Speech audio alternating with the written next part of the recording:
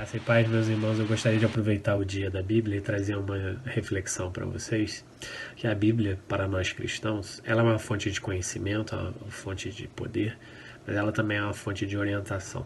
Sempre que quisermos saber o que Deus tem para nós ou o que quer que nós façamos, nós podemos encontrar a resposta na Bíblia. Algumas pessoas costumam dizer: estou aguardando a vontade de Deus, estou procurando a vontade de Deus.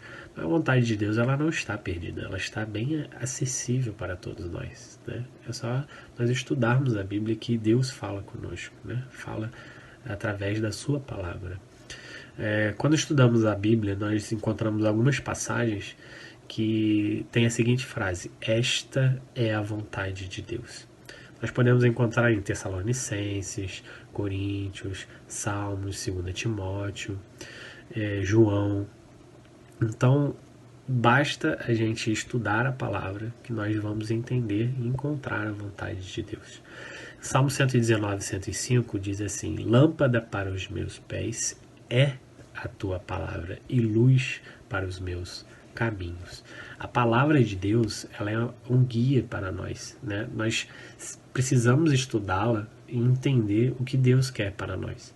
Sempre que você precisar tomar uma decisão difícil, tente buscar no Novo Testamento, no Antigo Testamento, alguma pessoa que passou por uma situação semelhante e veja qual foi a orientação que Deus deu àquela pessoa, né?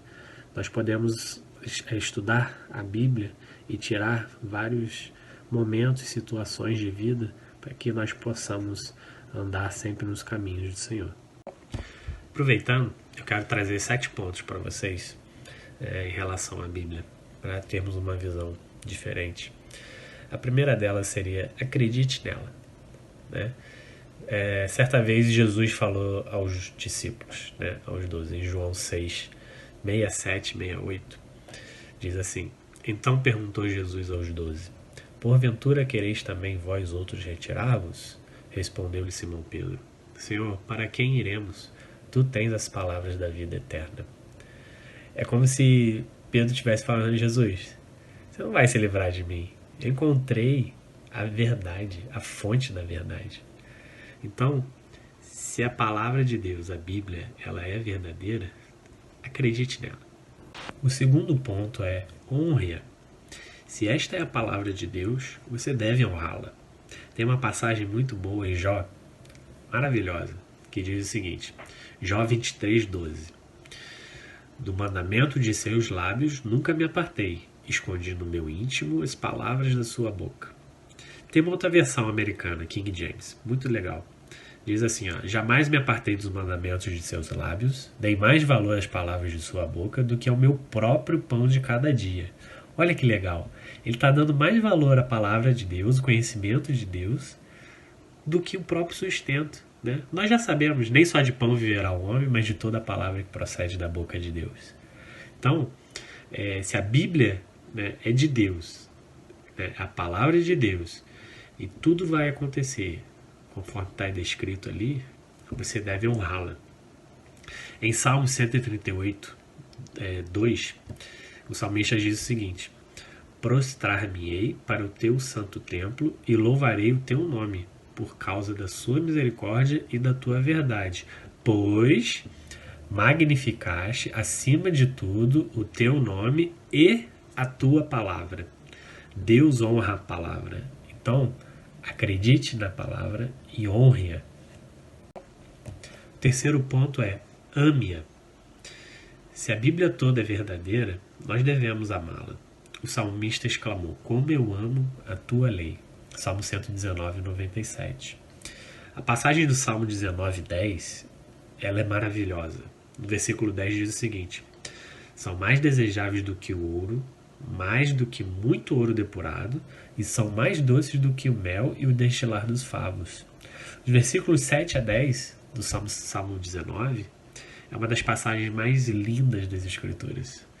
Portanto, se a Bíblia diz, acredite, honre-a e ame-a.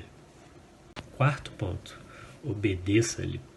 Se a Bíblia é verdadeira, nós devemos obedecê-la. Como a demonstração em 1 João 2,5 diz assim: Aquele, entretanto, que guarda a sua palavra, nele verdadeiramente tem sido aperfeiçoado o amor de Deus. Nisto sabemos que estamos nele.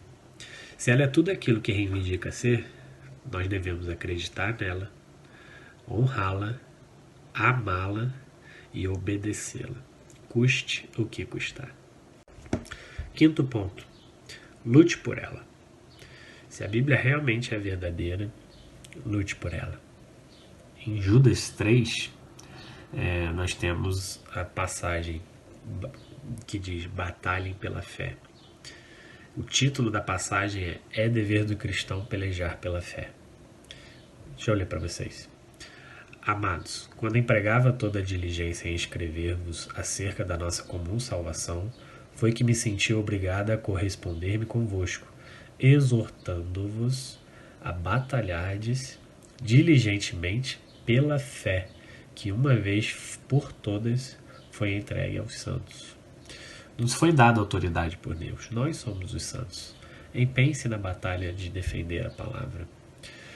Se ela é verdadeira, então nós devemos acreditar nela, amá-la, honrá-la, obedecê-la e lutar por ela.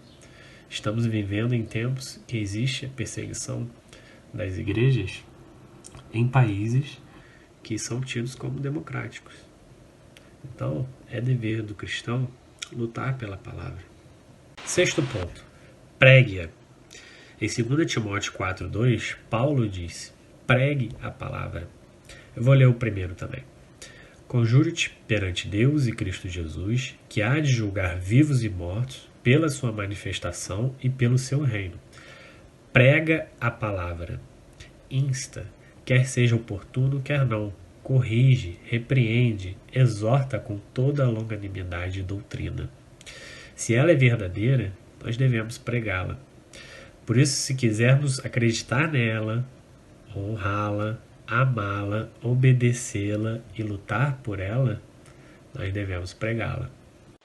Sétimo ponto: estude-a. Paulo diz a Timóteo, em 2 Timóteo 2,15: procura apresentar-te a Deus aprovado, como obreiro que não tem de se envergonhar, que maneja bem a palavra da verdade. Manejar bem a palavra, nesse sentido, é de estudo da palavra, para que você possa passar aos outros o verdadeiro sentido do que Deus quis falar conosco. Paulo usa a linguagem do fazedor de tendas, do artesão, né, que fazia as tendas, com diversas peles de animais, né, animais diferentes. E cada pele ele tinha que ter uma dedicação diferente, tinha que ter um corte diferente, um juntar diferente. Se ele não tivesse esse trabalho, essa dedicação, o trabalho não ficaria bem feito. Então, com o estudo da Bíblia, né, da palavra de Deus, é a mesma coisa. Nós temos que nos dedicar. Não temos como falar de teologia se a gente não consegue explicar, falar o que Deus estava querendo falar conosco. Nós não temos como falar do verdadeiro cristianismo se a gente não consegue interpretar os versículos corretamente. E isso exige estudo, né? No Novo Testamento, as pessoas elogiavam Apolo, dizendo que ele tinha grande conhecimento das Escrituras. Isso em Atos 18, 24. Então, que nós possamos ter esse mesmo comprometimento de conhecer da palavra, de estudar a palavra, de passar isso adiante através de amigos, familiares, vizinhos, né? Que nós possamos, através da nossa vida, demonstrar, né, que Deus habita nela e que as pessoas possam ver a diferença nela. Tá ok? Que Deus abençoe a sua vida, a sua família e que possamos estudar juntos a palavra. Grande abraço, fiquem com Deus.